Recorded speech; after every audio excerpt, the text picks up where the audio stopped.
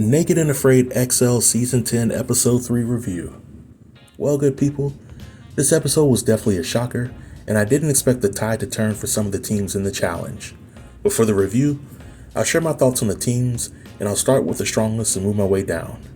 So without any further delay, let's jump right in. I want to start this discussion off by talking about Kayla and her team of one. When Kayla's partners left her to finish the challenge by herself, I was almost certain that she was going to tap out sooner than later. But to my surprise, since catching the fish in episode 2, Kayla showed a lot of confidence in her ability to complete the challenge, and she was motivated to prove to the world that she could hold her own.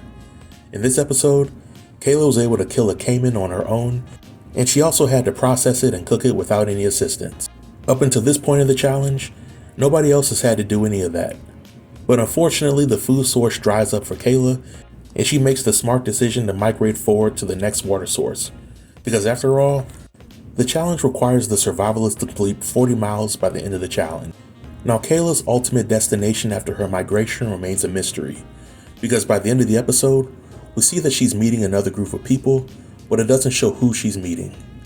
I believe that whoever Kayla joins, she will definitely be a much welcome asset to the team. The second strongest team for this episode has to be Sam, Adam, and Heather. Around the start of the episode, the team had already consumed all of their caiman meat, but they were making plans to score a much bigger source of protein. I was sad to see Sam get put through the ringer over the course of the episode. In the earlier parts, Sam woke up with a tick on his maker stick. Medics had to come to get it off. But later on in the episode, the camp is attacked by bugs, and Sam gets the worst of it. Sam's numerous bug bites cause swelling in several parts of his body, and it also negatively impacts his kidney function. Sam has to ultimately be med-tapped, but if I were in Sam's position, I would have been happy to be med-tapped. In my opinion, Sam was the rock for his team. He was the voice of reason, and he was a team member who contributed the most, despite all that he had to endure during his time on the show. With his absence, I still believe that Adam and Heather will make it far in the challenge, but after Sam left, Heather caught several fish for her and Adam to eat. I do question whether it was wise for Heather and Sam to spend so much energy finishing their platform shelter if they're just going to have to migrate a few days after building it, and they have to build another shelter. Only time will tell for this team. The second to the last team that I want to talk about is Shell and Mallory. During this episode, Shell and Mallory keep their spirits high despite having the odds stacked against them.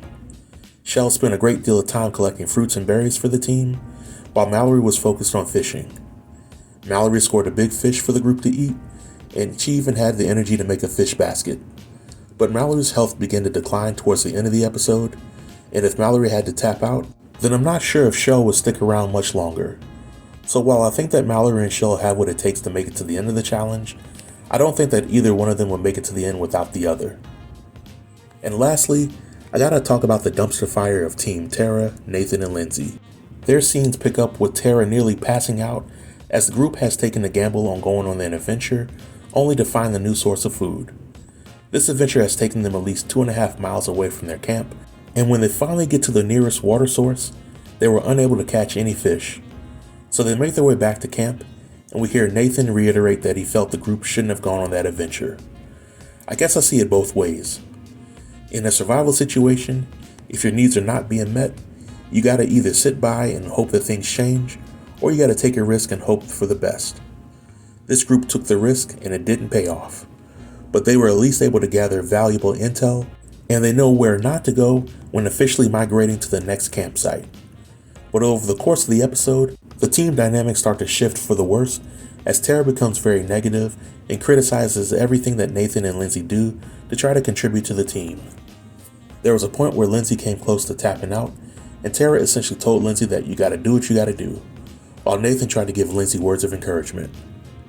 Now, in my history of watching Naked and Afraid, anytime a survivalist tells their team member that they're thinking about tapping out and the team member doesn't offer any words of encouragement, that team member either isn't looking at the bigger picture or they simply don't care if their partner taps. I'm not sure what was going on with Tara during this episode, but I was glad to see that Tara and Lindsay somewhat resolved their conflict. Going forward, I can see Nathan, Tara, and Lindsay making it to the end of the challenge, but it definitely will not be an easy task. But this marks the end of my review, And if you have any comments, please feel free to leave them below in the comment section, and I'll be sure to reply to everybody. Until next time, stay tuned and stay safe. Peace.